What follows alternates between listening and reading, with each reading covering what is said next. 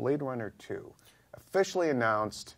Director Denis Villeneuve, I might be getting his name wrong, but he did Prisoners and Last House on the Left, and I think Enemy, right? That Jake Gyllenhaal thing from last year. And Harrison Ford are both, announced as coming back. Harrison Ford coming back as Rick Deckard. Do we need a Blade Runner 2? I frankly don't. I like Blade Runner 1 just fine. I think it's...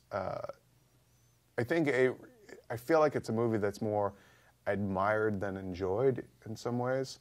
But I love Blade Runner. I just feel like this is going to be like another Tron Legacy. It's funny because I understand. I think you're right, and I think that Blade Runner certainly in the last 10 years or so has come under some kind of criticism, and people are like, "Oh, it's overrated," and some people legitimately feel that way. It's really truly one of my favorite movies. I absolutely love it. It ended in such a way that it left a question mark about, spoiler alert, I guess, 30 years later, whether he was a replicant or not. Doesn't it depend on which cut you've seen, though? That's one of the frustrating things about that movie. It does depend on which cut you've seen. 11 different variations. It does depend on which cut you've seen, yeah, but there's a certain cut that leaves that open. So, this movie would either definitively answer that, or replicants are very different than we'd understood them to be. Yeah. Or maybe he was the basis for that. Yeah. That replicant, and he's not the actual guy. Yeah. There's I feel like there's possibilities. The tone. Have you seen Prisoners? Yeah. You've seen Prisoners and Enemy? Yeah. I think he has a cool. Yeah. I think he's a good director. I like him a lot. I just feel like I don't know why we're going back to this well. Yeah. Especially since Blade Runner has been ripped off by so many other movies. Yeah. I really do think I just think it's a mistake. And it's Blade Runner is the #1 sci-fi movie of all time, according to IGN.com, in our top 25 list. I still love watching that movie. If it's on TV, that's one of those movies where I'm like, it doesn't feel dated if you overlook the Atari and other things. But the effects are really, really good. They really hold up, and it's a testament for practical effects. It's a testament to practical effects because they look better over time than CG ones do. I watched some video where I saw the Compton Jabba the Hutt today, and I was like, ugh. How Compton? bad that looked, and they put him over. Oh, I was thinking Compton, Straight out of Compton. We'll talk about that later. What the hell? Mashup videos going around that I haven't seen. Whole different take on Jabba. Straight out of Tatooine. So F the Empire. F the Empire. No, so. Why hasn't someone done that? All right, go ahead. We'll get on that after this, but so my take is I'm kind of between you. I'm somewhere in the middle between you guys because I think. I'm really intrigued by the director. I'm really intrigued by what you could do with a story of Deckard 30 years later. But it does have that problem of a sequel that's returning far after the fact.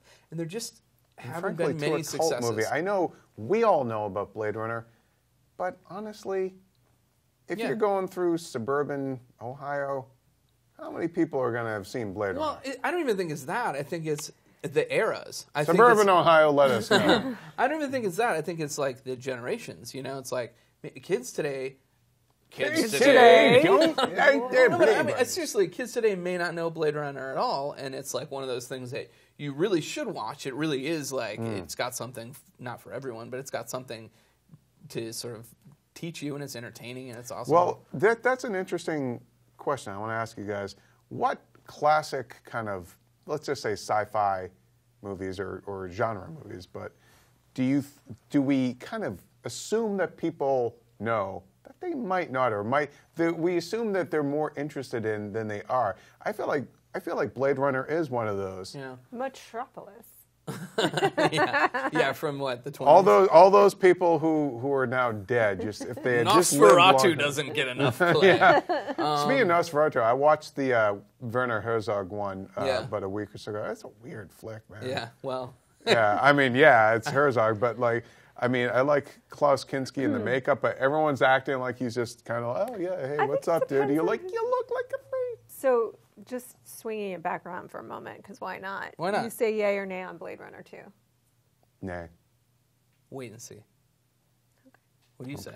Can't get off. I easy. say if it encourages people to watch Blade Runner, then I know I'm going to. That's the whole reason for the project. Yeah, but what if it doesn't encourage them? What if it actually retroactively damages it if it's a mess and they don't like it? I will state for the record, I don't think you can retroactively damage something that's a great work of art. You can. It's upon the individual to like view art the way that they view it. So like if you can't parse out an experience, that's more about you than it is about that piece of art. Yeah, I don't think that there are any hard and fast rules to it. I think that Prisoners is a really interesting movie, you know, Yeah, and it's it's a like really good movie. to me this guy has the right tone and the right aesthetic to capture. I mean, it's a really slow movie too, though. So I'm like, this is a really interesting experiment. Yeah. It's not like he's like, this is not like a popcorn kind of. And Blade movie. Runner is a slow movie. It is. Yeah. It is. So, which is why I think he actually has the right kind of tone and aesthetic for Blade Runner. But will people be into want it that as a result? We'll find out. Let us know in the comments if you think Blade Runner 2 is actually going to happen.